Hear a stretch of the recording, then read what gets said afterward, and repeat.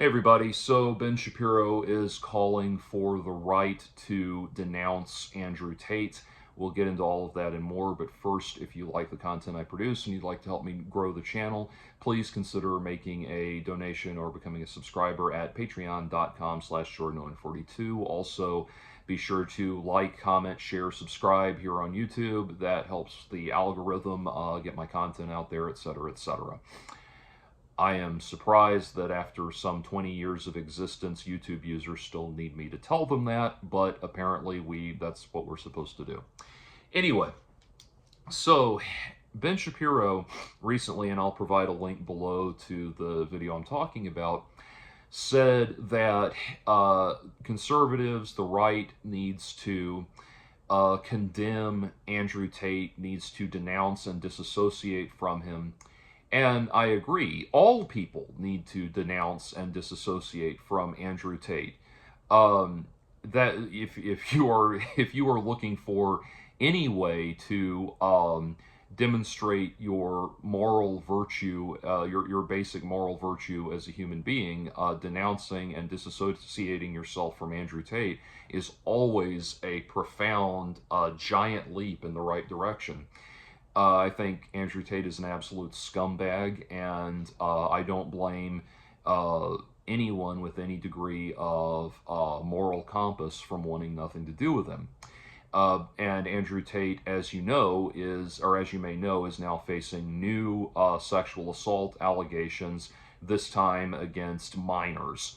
So we will see where that goes. Of course, Andrew Tate's response is that it's all just some big hoax being, as he puts it, concocted by, malign forces in the media or something like that, because being the raging narcissist that he is, he's incapable of acknowledging any dimension of personal accountability in anything. So anyway, that's where it stands. And, it gets me back to a thing. As I hear him say that, though, here's what occurs to me. Ben Shapiro and I have or at least my opinion of Ben Shapiro has a long and storied history because, about a decade ago, when he was first emerging, I viewed him as a very logical and reasonable person. And even if he was one that I didn't always agree with, but somebody that had a lot of good insights into the cultural and social developments that were bringing about this new world that we now live in, of kind of this ongoing cyber war between the woke and the alt-right kind of things. He had a lot of good cultural analysis of that really kind of brought order to chaos in a way.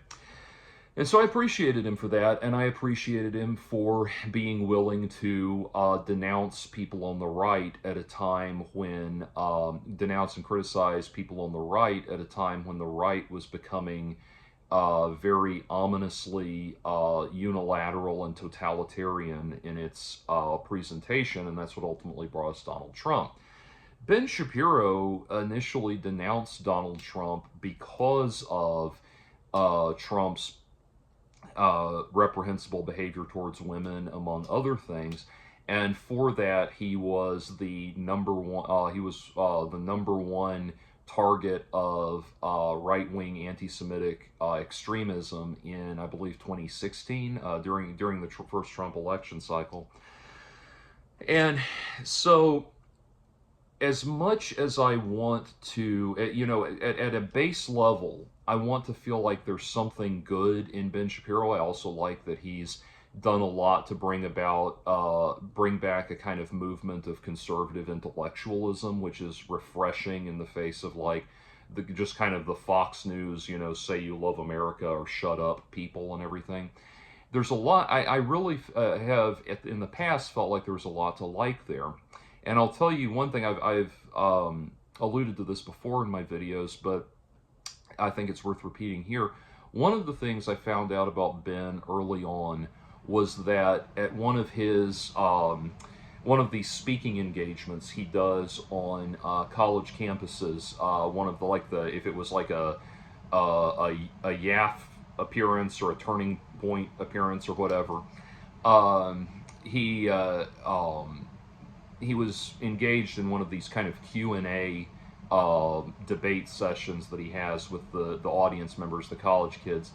One of the people that he was arguing with was a trans person who became overwhelmed and started crying and ran out of the room. And he went to the producers of the event and said, I don't want that included in the broadcast. I don't want it recorded. I don't want it included in the broadcast or anything like that. And then he took the extra step of finding out who that person was and making making an appointment to sit down with them and have coffee with them the next day to make sure they were okay. That to me is the evidence of someone who is a class act and someone who views basic human decency as transcendental of ideological divides and things like that. I don't think Tucker Carlson would have done that. I don't think Charlie Kirk would have done that. I don't even think anyone else at the Daily Wire would have done that. So, to me, when I see those elements of decency and humanity, I think it's important to acknowledge them and hope to cultivate those things in that person more and more. And the thing is, the problem that I have, though, with Ben Shapiro, uniquely among other conservatives, is that I see him as someone who is deeply conflicted, and people have started pointing this out to him more and more, that he has begun to take on a position that flies in the face of the fundamentally decent and fundamentally almost humanitarian values that he feels that he espouses as, an Orthodox Jew and as someone who is deeply committed to those principles of personal and moral development and that kind of thing. And up to a point where he was on one of these, it was a Jubilee that does the thing where it's one person and then 25 disagreeing people around them that can step in and argue with them and everything. He was on one of those things, and one of these people just got up in his face and was screaming at him like, how can you vote for a rapist? You have a daughter, and that is a very the person just screamed at him, didn't give him time to respond, but that is a very profound thing, because I really do think Ben Shapiro is someone who deeply values his family and family values above all else. And there is a real referendum there on, how can you vote for an odious toad like Donald Trump if you value your family and value the women in your family. And he tries to play that off as saying that, tries to play it off as saying, well, for him it's a simple thing of, he was better, his situation was better after 4 years of Donald Trump than it was after 4 years of Biden, so he's voting for Trump again. And that kind of, I think that kind of ends justifies the means attitude flies in the face of the moral compass that Ben Shapiro tries to exude. And I think that's really infuriating. It's kind of like he got ratioed into high heaven recently when he came out in defense of United Healthcare CEO Brian Thompson, and he said, one thing that just burned in my brain, really irritated me that he said this, was he said, of the healthcare system as it currently is, he says, sometimes you get covered, sometimes you don't. That's how the system works, something to that effect. And I hear that, and I'm like, okay, so what you're telling me is this system that I'm supposed to defend with every fiber of my being is a system where every month I pay out money for a lottery ticket that gives me a 10% chance of getting covered if something catastrophic happens, and if I don't get covered, I'm just supposed to take it on the chin and drop dead because the system is so great and it's better than me? Is that where I'm supposed to take away from this, comrade? So why am I making this more about Ben Shapiro than I am about Andrew Tate? Well, because Andrew, like I said, Ben Shapiro is totally right to denounce Andrew Tate. Andrew Tate is a vile human being. In absolutely every sense of the word, he is an utterly uh, utterly vile human being in the absolute extreme. And the thing is, this is where Ben Shapiro's deeply hypocritical support of Donald Trump, a support that runs against the grain of everything he claims to believe in as an Orthodox Jew that is deeply committed to a set of long-standing moral principles that are supposed to bring about moral virtue and that sort of thing. This is his support of Donald Trump is deeply hypocritical, and for him to denounce Andrew Tate, for that to be serious, he's going to have to stop and realize that Donald Trump and Andrew Tate are fundamentally the same type of person. That you cannot denounce Andrew Tate on moral grounds without also denouncing Donald Trump on those same moral grounds. In fact, you should denounce Donald Trump even more because he is someone who has had and will once again have the levers of power in this country in his hands in a way that Andrew Tate hopefully never will. But you stop and and here's the thing. If you followed Ben Shapiro at all, you know that he has been very, very good at exposing Andrew Tate. He has gone well above and beyond the call of duty to expose what a sham Andrew Tate is operating and what a sham person he is.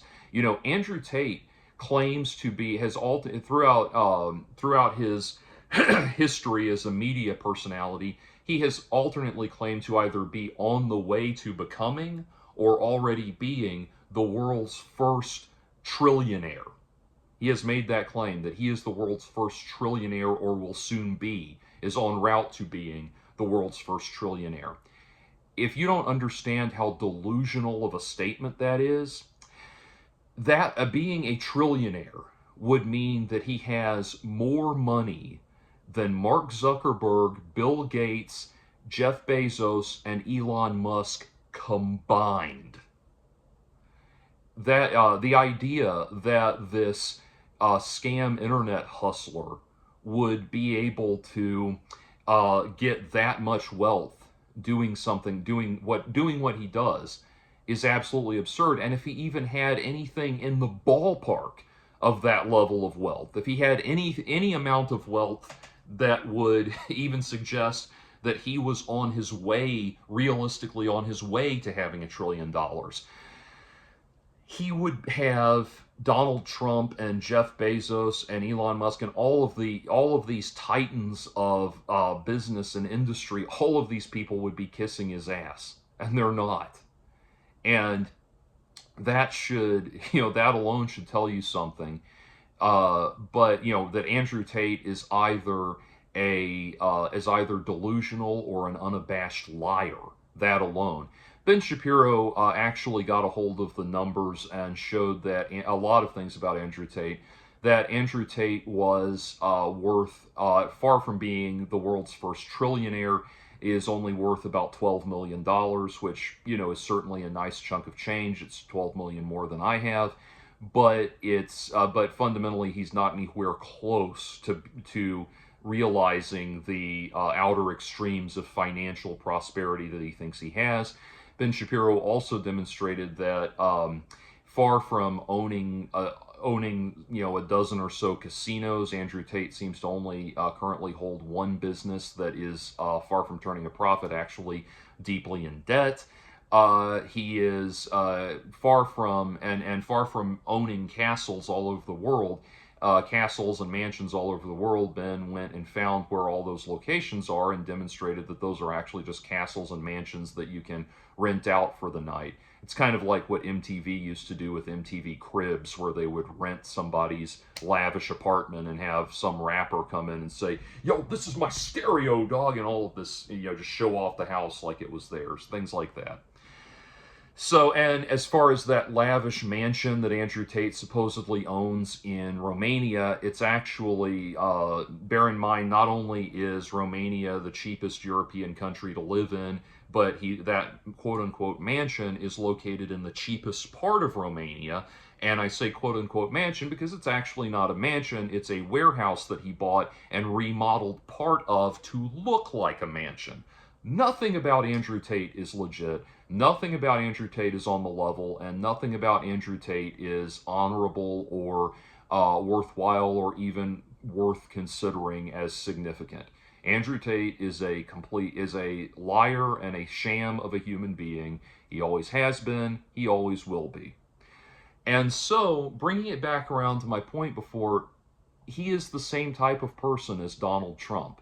You cannot call on the right and call on conservatives to denounce Andrew Tate without also being a hypocrite for not calling on them to denounce Donald Trump. I just sat down before making this video. I made a short list of just things off the top of my head that are examples of how Andrew Tate and Donald Trump are the same type of person.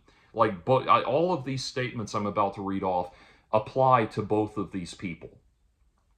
Narcissist, toxic social media presence, grossly exaggerates accomplishments, serial abuser of women and proud of it, pretends to be a religious conservative while living the life of a decadent playboy, lies about and inflates net worth. Any and all criminal accusations are dismissed as conspiracies against them by liberals and/or the media. All critics are dismissed as being weak, effeminate, jealous, or otherwise emotionally unstable. Long history of scam business practices. Commands a pathological fandom that functions like a cult. Appeals specifically to red pill manosphere and PUA groups and adherents. Extols far-right extremism as a virtue.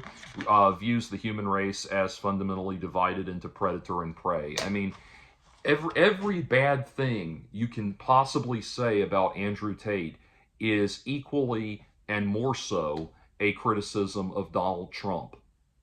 And that's the problem.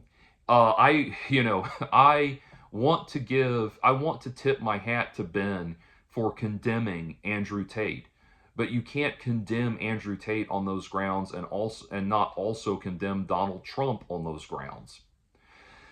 And that's what it fundamentally comes down to. Okay, if Andrew Tate is, hypothetically, as it stands, he can't be because he's a foreign national. But hypothetically, if Andrew Tate were the front runner as the GOP nominee for president, would you denounce him then?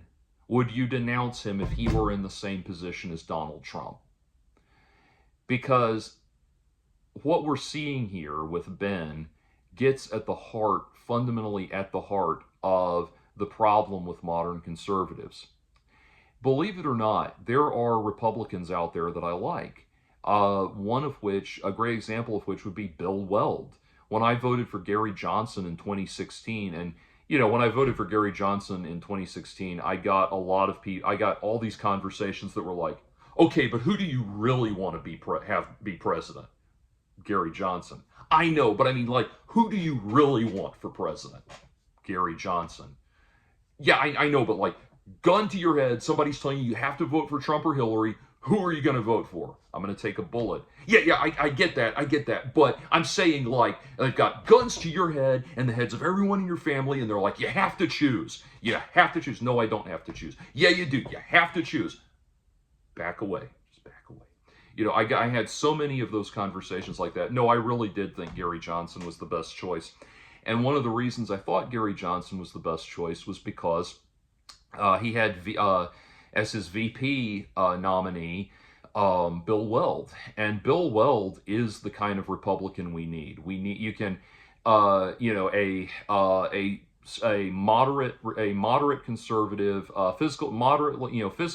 physically conservative, libertarian fundamentally on social issues, very live and let live attitude, and even to to such a sincere degree that he has even been applauded by LGBT groups and racial activist groups and that kind of thing, while maintaining reasonable, common sense, conservative Republican values. I was very, and one thing that really stood out to me was he had a very, very good grasp on some of the failings in modern education that need to be addressed. One of the things I really liked, for example, was that he said that we no longer, many schools are no longer requiring students to read Huckleberry Finn and Sherlock Holmes and these works of literature that should be a foundation for every person, every human being in the modern world, especially the United States. I agree 100%. If you graduate high school having never read Huckleberry Finn, that novel is vitally important to you as an American, and you've missed out. So, he really understands education and the romanticism. I should say romanticism in art, the value of art and what it brings to us. So, people like that are out there. There used to be Republicans like him. And instead, over the course of the last roughly 25 years, the right wing in this country has become steadily consumed by these kind of hyper-masculine bullshit scam artists. And what's amazing is I can remember 20 plus years ago when we were going through all of this with George W. Bush. George W. Bush, compared to Donald Trump and certainly Andrew Tate, is like seems adorable by comparison, and yet at the time I legitimately thought it could not get worse. And so we need to start talking about why it is that conservatives have been gravitating to people like this in this almost pathological way. I've heard conservatives, like that last thing I said about how people like Trump and Tate view the world as divided into predator and prey. That is an attitude. There's a guy, I don't know that he's really active anymore, but about 10 years ago, there was a right-wing extremist called Anonymous Conservative, whose book I was given, and I parsed through a few pages of it, but he, or glanced at it, but his fundamental premise was that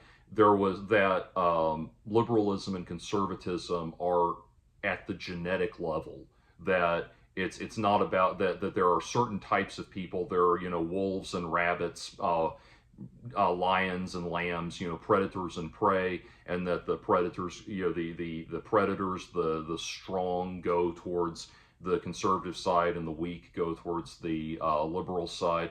And that, and it's a very Nietzschean worldview. I would say a very bad reading of Nietzsche, but a very Nietzschean worldview, in a way of like master-slave, a very master-slave way of looking at the world.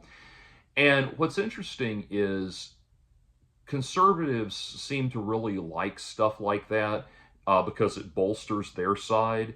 And what's interesting is you don't see so much, I think, the same thing on the other side. You do see, I think, their liberals tend to contextualize the divide as being one of intellect versus stupidity, in a way that they see themselves as better able to entertain higher concepts, while conservatives are, based, no pun intended, in these kind of simple foundational premises. That seems to be kind of how they look at it. But fundamentally, at a human level, there's a reason why all of the peace and love, come on people now, smile on your brother, everybody get together, try to love one another right now, sort of people gravitate to the left, and the very sort of John Norman Gore novel type people, the people that the people with a fundamentally might makes right attitude and all of that, they gravitate to the right. And as I think about this, trying to get some perspective on that doesn't just give that's not just an excuse for the right wing to beat their chests and feel like badasses. To try to get at the heart of that, I recall an article that I read. It was in either Newsweek or Time magazine, but it gave me such pause that I even remember where I was when I read it. I was sitting in the I was going to see my shrink while I was in college, and I was sitting in his office looking at a magazine in the waiting room, and it was a then current issue of Newsweek or Time, one of the two, that was talking about why people would go trying to get at an under a base level like brainstem or amygdala level understanding of why people would be attracted to George W. Bush instead of John Kerry. This was during the Bush-Kerry presidential campaign cycle. Why people would be attracted to George W. Bush instead of John Kerry, because just like Al Gore before him, if you take the resumes of if you take the resume of John Kerry and lay it next to the resume of George W. Bush, and just compare them at every possible level. At every possible level, John Kerry is demonstrably superior to George W. Bush in every possible way, at every possible level. There is, and yet there was that thing we all heard.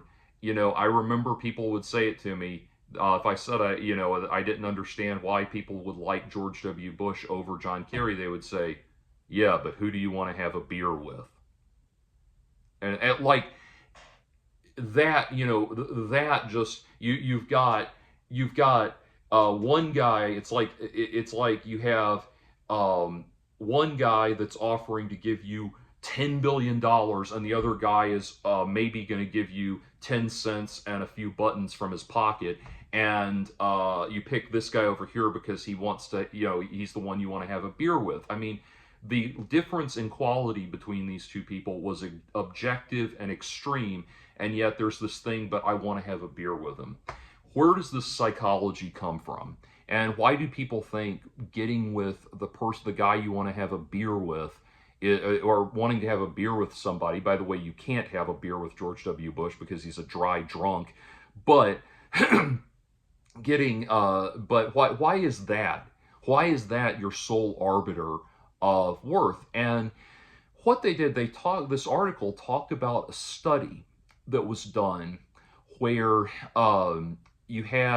they'd done a survey where they constructed with CGI. They had constructed these faces that did not look like George W. Bush and John Kerry, but they had the facial types of George W. Bush and John Kerry, and asked to look at those two faces. And it's kind of like the John Kerry face had high eyebrows and cheekbones, and this very thoughtful sort of attentive kind of expression, and the George W. Bush one had this very almost Carl Childers and Sling Blade kind of prognathous jaw and squinting perspective and scowl and all of that. And this was just based on taking their facial structure apropos of no apropos of no political bias, just taking their facial structure and creating a person with the same type of face that didn't directly look like them. And overwhelmingly, in the study, liberals, Democrats wanted the John Kerry type face, and conservatives wanted the angry caveman looking face.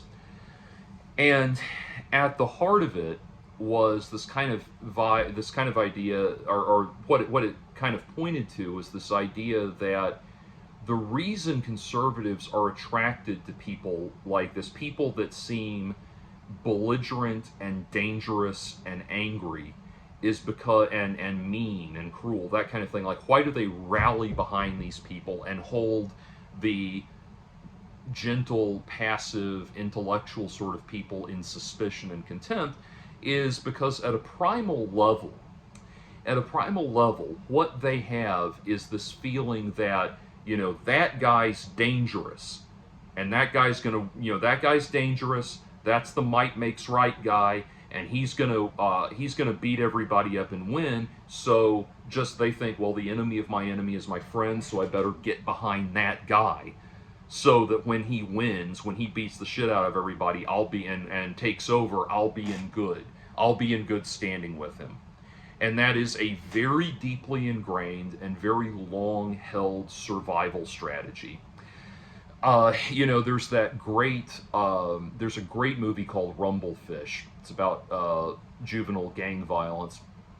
And at one point, someone asks this almost sociopathic, in essence, asks this almost sociopathic character what his, the secret to his success is in this world of gangs and that kind of thing. And he says even the most primitive society has an innate respect for the insane. And that's what you're seeing there. And that's the mindset that makes people want to rally behind kings and emperors and subjugate themselves to political strongmen. It seems paradoxical if you're someone who values freedom, values individual rights and liberty and that sort of thing, and you look at that and you see that happen. It seems paradoxical, but you have to understand they view the world purely in terms, getting back to the predator and prey thing, purely in terms of power dynamics. And with, diplomacy be damned, they see power dynamics as the bedrock of civilization. And their attitude fundamentally is to get behind and rally behind the biggest bully and the meanest person, biggest, meanest, loudest person in the room, because they think, that it's a hedging, a wager, a hedging of bets. Like, if this guy wins, I don't want to be against him. I'm going to think the enemy of my enemy is my friend. So if this guy wins, I don't want to be against him. If the other guy wins, they're the reconciliation people. They're the kind-hearted, egalitarian reconciliation people. So we can deal with that then. But if this guy wins, I need to get behind him and make sure I'm behind him so I'm not on his shit list when he wins.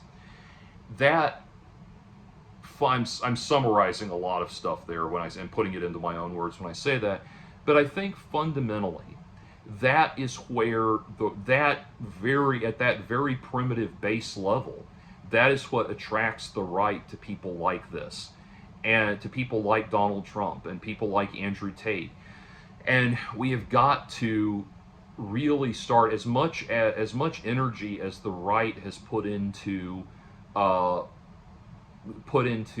of reframing the left as the party of weakness and effeminacy and conquerability and all of that. As much effort as they have done, we need to also realize that we need to reframe the right as the party of weakness, the party of cowards, the party of cowards, the party of submissives, the party of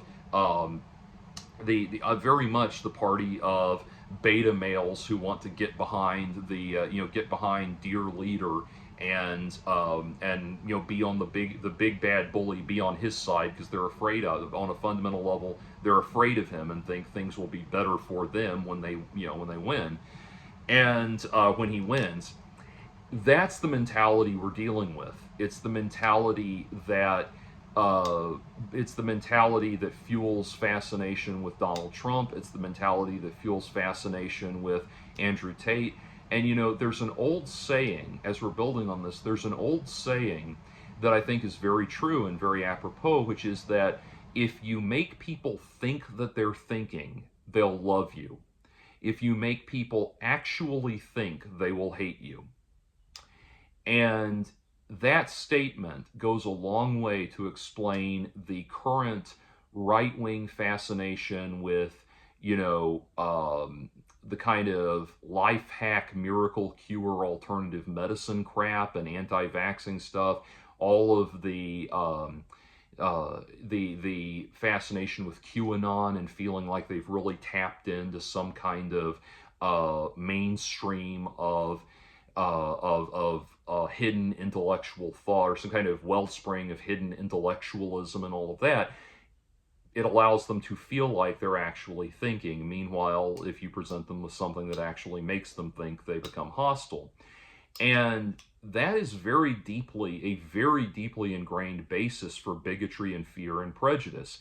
It's like, if you look at, if you stop and think about it, this is where this is the foundation for believing that there's something called the deep state that's working against you and all of that. It's people who are afraid. They're afraid of people that are smarter than them or seem to be smarter than them, that could be working against them. Again, it comes back to that primal thing. Big, mean, and stupid isn't smart enough to work against them. And consequently, they're happy to pretend that big, mean, and stupid is some kind of great intellectual, talking about, oh, you can just see with all of Trump's business successes how smart he is, even though Trump doesn't have any business successes. And then they view the people, the Democrats, the people that are actually trying to find a way to make this country work for everybody. They view those people as creating some kind of deep state, shadow government, etc., conspiracy theory sort of thing, because they fear that intellectualism, that intellectual basis for action. It upsets that kind of primal primitivism. And, as we say that, we kind of, one of the other things that comes to mind as we talk about people like Donald Trump and Andrew Tate and the whole red pill manosphere thing that has come to dominate in the right wing and that sort of thing. Something that keeps coming up is people who say, I keep hearing people say, how did all of this evolve out of the pickup artist movement of 20 years ago? All those pickup artist guys that were going to teach us how to, score with women and pick up women and all of that. How did that evolve into this hotbed of seething misogyny and hatred and extolling the, people who extol the virtues of incels like, Nick Fuentes and all of that? How did it go from being, we're going to learn how to pick up women and become better men and learn to socialize? How did all of that evolve into this disturbing netherworld of misogynistic authoritarianism and all of that? And the answer to that, I think, comes from those great philosophers Beavis and Butthead, because what I keep thinking of is there was this thing. There's, if you've watched Beavis and Butthead, I love Beavis and Butthead, grew up with it, and as you know, a regular part of the show is there's these segments where they sit and talk about, they watch music videos and comment on them, kind of Mystery Science Theater 3000 style. And if you're wondering what my favorite one of those is, as people are given to ask, it is their commentary on This Love by Pantera, when they are when Beavis is pretending to be Pantera, or be Philip Anselmo's stepfather, and calling him Pantera like it's his actual name. The first time I heard that, I laughed so hard I thought I would need oxygen. But anyway, so in all of their music video commentaries, there's this one where they're watching, I think it's some kind of death metal band or gore grind or thrash metal band or something like that, and Butthead says this line that is so stupid on the surface and yet so brilliant. He says, "The only thing better than bands that get chicks are bands that scare chicks." And I think that attitude gets at the heart of why incel misogyny has come to dominate, and people like Andrew Tate and Donald Trump have come to dominate conservatism. Because let's go back to that Nietzschean, that reading, the idea that this is a very Nietzschean worldview that conservatives have, of the world being divided into predator and prey, into master and slave, and that sort of thing. If you read, and I have Thus Spake Zarathustra right here somewhere, and if I was not going stream of consciousness, I would have just pulled it out and looked up what I was. Oh, there it is. Okay, I want to read you Zarathustra's commentary on women, if I can find it. If I can find it quickly. So, if you don't know Thus Spake Zarathustra, it's arguably Friedrich Nietzsche's most significant and influential work, and it's it is a fascinating work of philosophy from a philosopher that I think could be reasonably described as like a punk rock philosopher. Yes, I am. All of this is me stalling, but but someone who could be described as a punk rock philosopher in a way, a guy who was just giving a middle finger to the establishment philosophers of the time in a very profound, very profound way. And if I can't find it if I can't find it quickly, I'm just going to jump to it, or I'm just going to summarize it. But essentially, Zarathustra is arguing that life is a process of constant overcoming, of gaining power over the world around you, not in the sense, necessarily in a sense of being a brutal dictator, although it's often read that way, but in the sense of being screw it. Anyway, you can look up Zarathustra on women. You can get the whole thing. But anyway, that you're gaining power over the world in the sense that you're constantly working towards a place where nothing in this world has a hold on you. Nothing in this world has control over you. And so when he's talking about women, he has this famous quote where he says, "If you're going to bed with a woman, or if you're going to women, don't forget a whip." Is this famous statement after what could be described as one of the most brazenly misogynistic pieces of writing ever put to page, but understood in the right context, there is a larger philosophical argument that's worth discussing and worth considering, which is that women, if you're a man, women represent one of the most dominating forces in your life, and to emerge as this fully self-realized, fully autonomous human being, this Übermensch that you're supposed to aspire to, you have to gain a command over these all of the forces in your life that weigh upon you.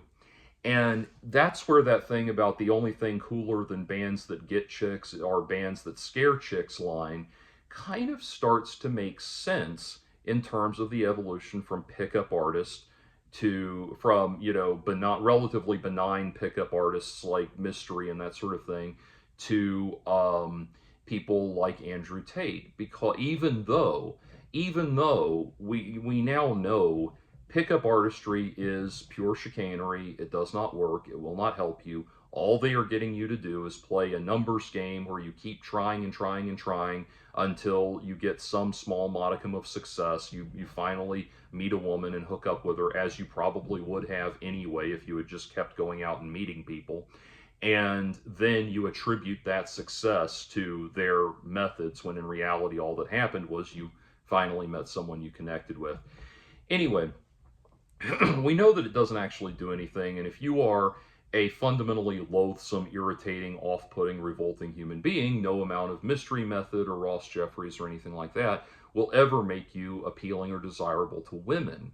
However, there is this attitude that is fostered within the stuff that began to be fostered within that world, that is then fostered within has then flourished with people like Andrew Tate and Nick Fuentes, who are often, paired together in terms of their worldview about women and about the world and that kind of thing.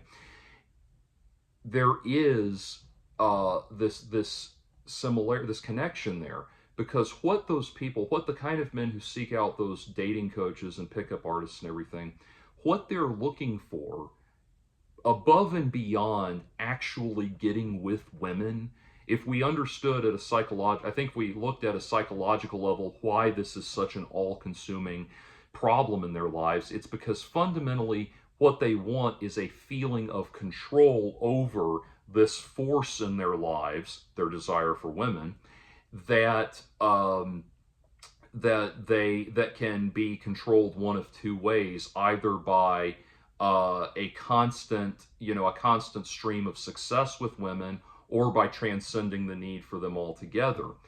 And again, no one can actually give you that. None of these pickup artist people can actually give you that constant stream of success with women. And as Neil Strauss, the author of the game, put it, and himself a very, very adept quote-unquote pickup artist, put it, even if you are able to parlay pickup artist techniques into success with women, what you will ultimately find is that you still just need constant validation, more women.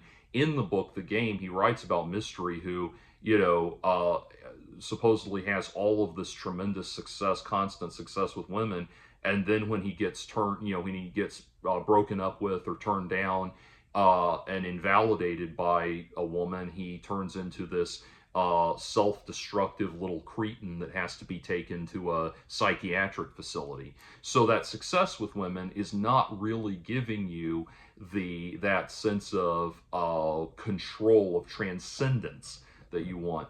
And what people like Andrew Tate offer is a sense of transcendence. Andrew Tate is loathsome and revolting, universally loathsome and revolting to women. Have you ever met a woman who was attracted to Andrew Tate? As one person put it, Andrew Tate looks like if Don Knotts had a baby with Don Knotts. And I'm sorry to Don Knotts and his family for saying that, but still, I mean, there's nothing appealing about Andrew Tate. He's a loud, tedious, braggadocious gas bag, not particularly attractive, with no redeeming qualities whatsoever. There's nothing about him that should be at all appealing to women. And again, you don't hear about women falling all over themselves to get with him.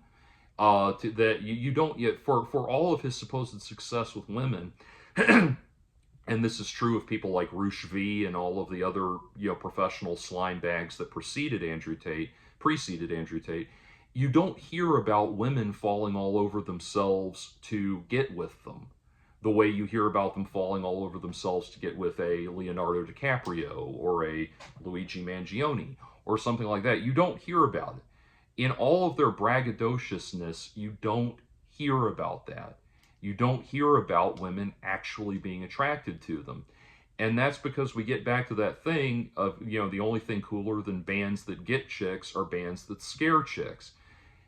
That is such an unintentionally brilliant observation, because it points out the mindset of people that are obsessed in this way, fixated on this in this way. They want to transcend. They want to overcome this overarching prevalent desire that they feel like they can't have. Beavis and Butthead are obviously incels and always will be, but and are incapable of being anything but incels. They were incels before we had a term for that. And so they have a hierarchy of values of, they admire men who are attractive to women, but then they further even more admire men that are proudly and arrogantly repulsive to women. And that gets at the heart of why people like Andrew Tate and Donald Trump are appealing in this way. These loathsome, revolting men who are completely off-putting to women, yet flawlessly present themselves as, not flawlessly, but in their own minds flawlessly present themselves as transcendent and above women in that way. That, at the heart of it, is what's really appealing there. And so I think if we were being really honest with ourselves, most people are with regards to Andrew Tate, but if we're honest about people like Andrew Tate, that's what's going on there. It's not a means of feeling, um, it's not a means of connecting with women or formulating actual relationships with women. It's a desire to want to transcend this all-encompassing need that they have for validation from the opposite sex. And again, that's a reading of Nietzsche. It's a very poor reading of Nietzsche, I think, but it's one that is prevalent in a lot of people's minds. And I think at the heart, that's what we're getting at here. So, we have to start. It's funny, people want to drag out the whole Trump derangement syndrome thing, and I have this one regular viewer that I've told him to just stop sending me this crap. He tries, he tries very hard to convince me that Donald Trump is anything other than a vile human being. And he said, you have to be, in one of his messages, he said, you have to be careful or else people will think you have Trump derangement syndrome. Trump derangement syndrome is not an actual medical diagnosis. It's a taunt. And I don't think this guy understands that. But we have to, it is the taunt, a taunt made by people who are bullies. The reason they think accusing people of having Trump derangement syndrome is funny is because they're bullies. These are the people that these are the people that as children they set fire to cats and finger fuck their little sisters in her sleep and all kinds of other horrible things. They're bad people, and they think it's funny. They're bullies. They're sadistic, cretinous people. There's no reason to try to no reason to worry about whether or not they think you have Trump derangement syndrome, because really all they're saying when you say that is that they recognize you as a person, a decent human being with a heart and a moral compass, and those are things they don't have and can never have. But anyway, we need to start realizing the psychological underpinnings of and philosophical underpinnings of what is the real Trump derangement syndrome, which is this fascination and fixation on strongmen and why people gravitate to these people.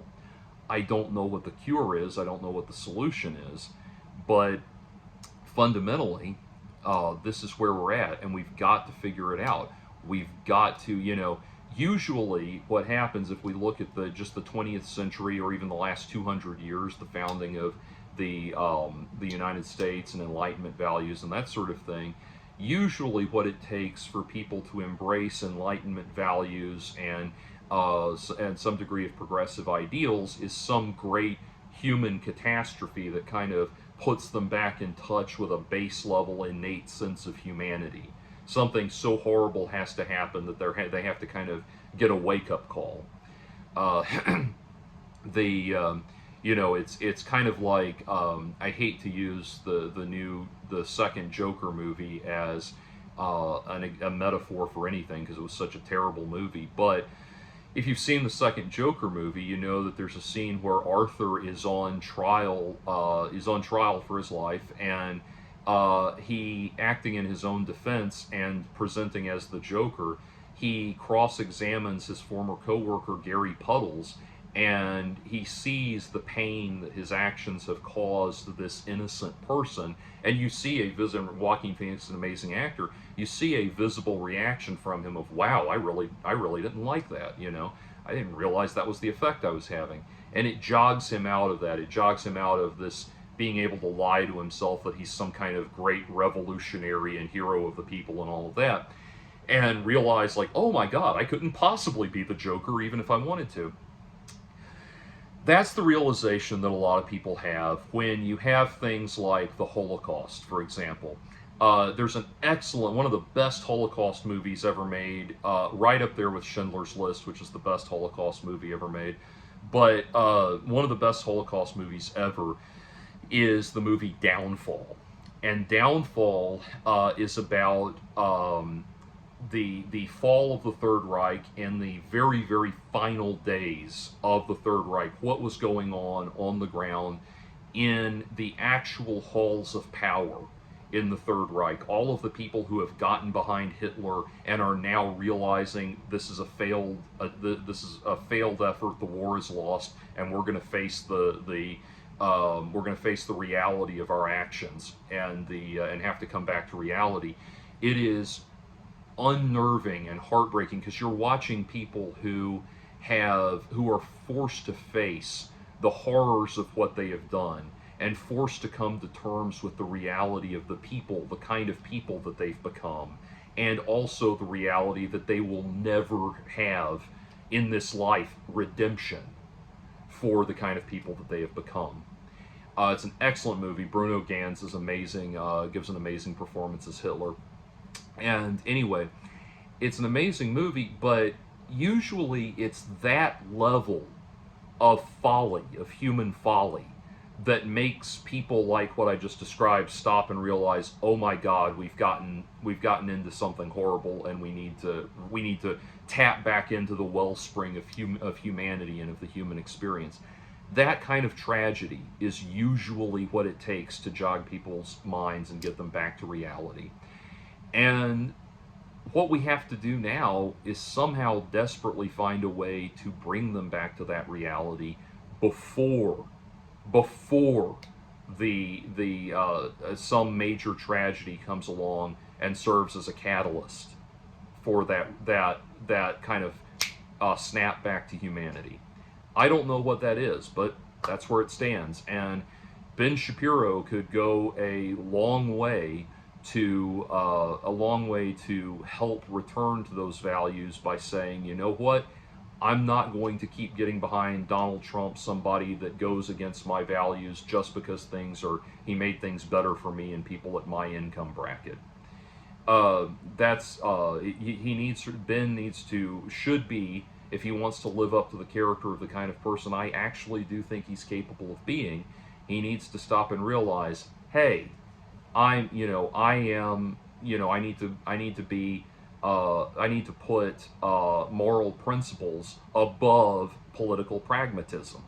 And so if he wants to denounce Andrew Tate, great. He needs to denounce Donald Trump in the same vein, because they're the same type of person. And I'm going to wrap this up because we're coming up on an hour. But if you stop and think about it, Ben Shapiro is always going to be in this position because he is an Orthodox Jew that is in bed with the far right. Anti-Semitism is arguably the oldest prejudice there is. So who was it at the Daily Wire that had a falling out with Candace Owens that resulted in her leaving? Ben Shapiro, because Candace Owens is a raving, psychotic anti-Semite. And that's always going to be the case. He's always going to keep running up against that. So if he wants to denounce Andrew Tate, good. But if he wants to do that legitimately and without being a hypocrite, he needs to take a very, very long look at what his values actually are.